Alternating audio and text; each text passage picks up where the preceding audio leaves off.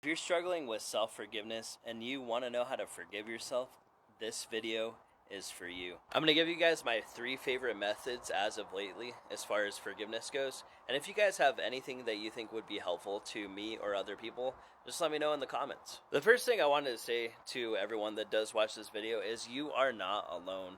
It can be very hard and very daunting knowing that we have made mistakes, whether we deem them to be bigger or even smaller, that could have potentially hurt somebody or wronged another person.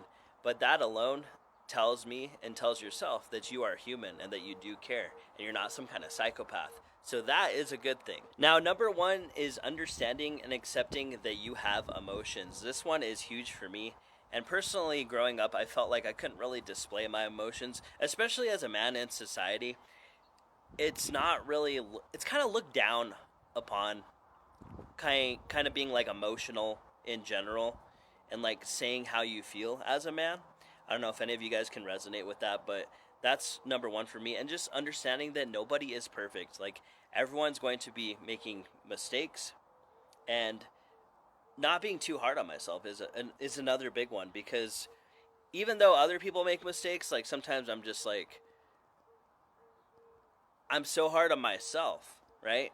My next tip for you, number 2, is practicing self-kindness and compassion. I think this is a very important one.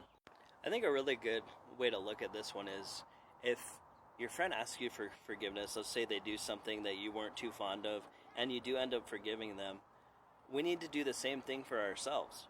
Why can't we just forgive ourselves?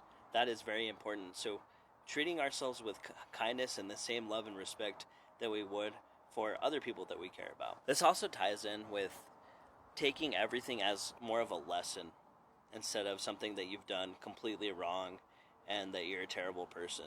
Understanding, like I said, that you're going to make those mistakes. It's okay to make mistakes, and try not to make the same mistake twice if you can. And number 3, which is my last point, is don't believe everything you think. The meaning or thinking we give an event in our lives determines how we ultimately feel about it. This means that we're living through our perception of reality. This book has changed how I think, and I hope it helps you too. If you want to check it out, it's right here.